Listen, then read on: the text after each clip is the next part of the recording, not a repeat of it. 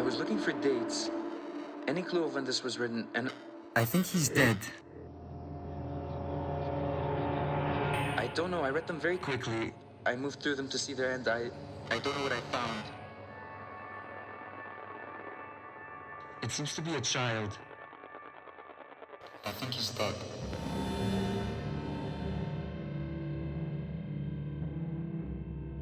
To be honest, I don't know how I came here.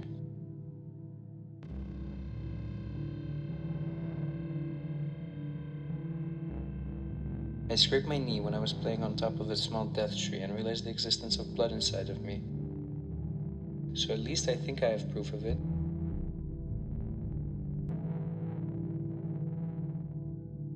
Do you have a mom? You look like one. Why are you making things easier for us when we're not doing the same for you? Isn't beauty something we protect? Our lack of empathy looks intentionally reflected on the fluffy and comfortable cocoon of concrete gray dust that screams for someone to touch you. But please don't misunderstand me.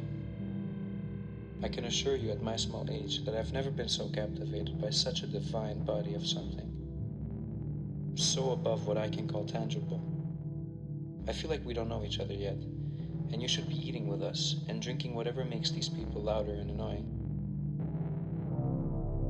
They seem to like it.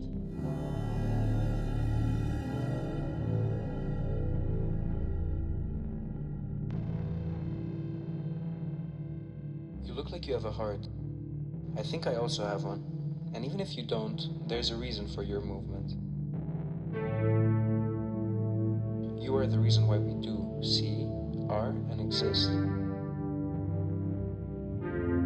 The reason why Mom seems to be so calm when I feel unprotected at night. You both show me that I can see if I want. And when she decides it's the moment for you to go, I know you're still there in the nothingness.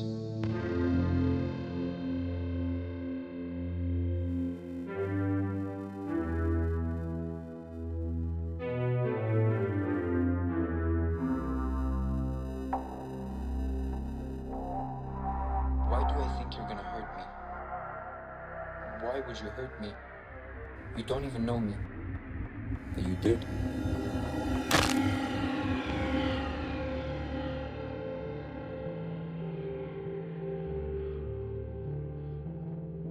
Mom was really sad. So is Dad. How can I let them know that I was still in front of them? Why did you hurt me? Were you tired of holding the soul? Exhausted? Alone? Was my staring uncomfortable for you?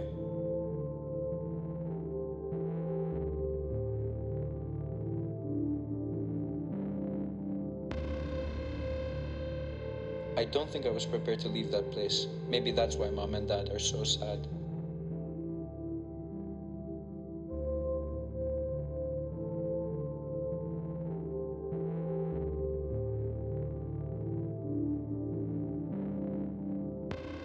I feel guilty. I hate the guilt. I never liked it.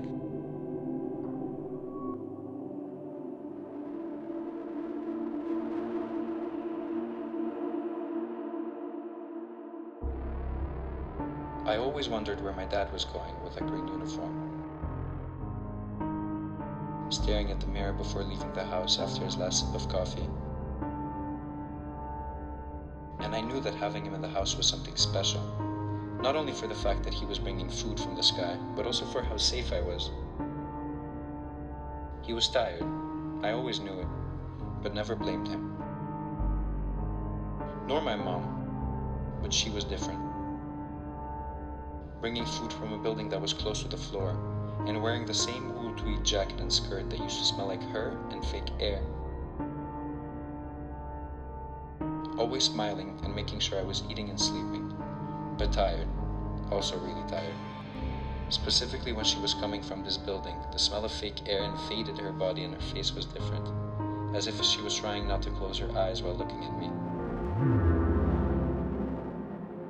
There's the sense of comfort that my body used to enjoy about letting my back control the gravity of myself.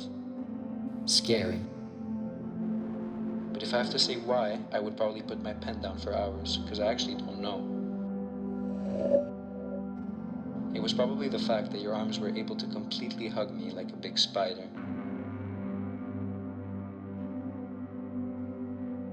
Or the dust that covered your boobs that made me feel like when Mom stopped me from catching a pigeon. But nothing was actually true, was it? Who are we supposed to blame for rejection as a safe mechanism? Aren't the humans the ones trying to control every living being on this planet, to throw it in the trash when its relevance is deducted exclusively to existing? Or is trash found in nature?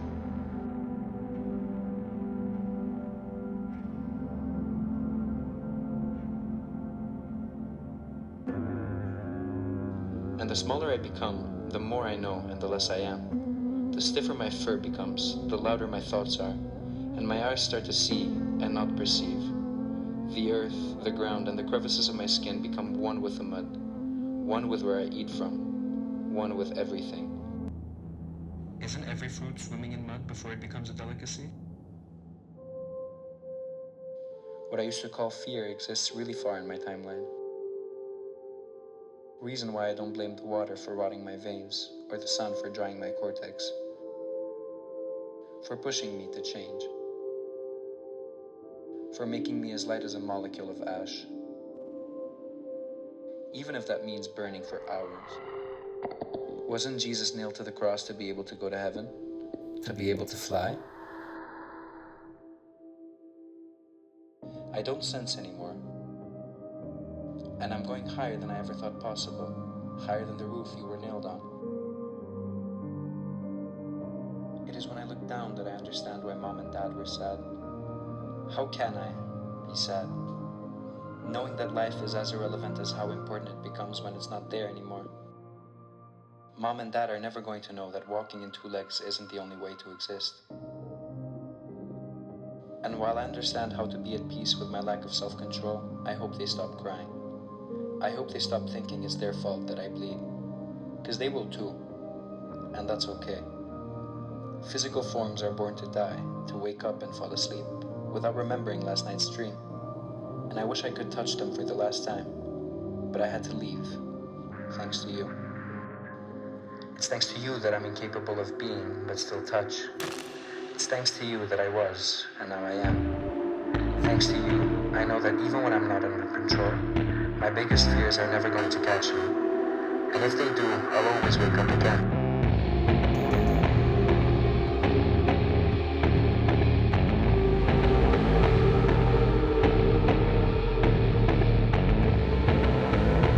I love you, unconditionally, and even if I forget you, I'll love you to the furthest of this consciousness threshold, as much as the soul can feel. As much as the soul can feel. I love you and always will.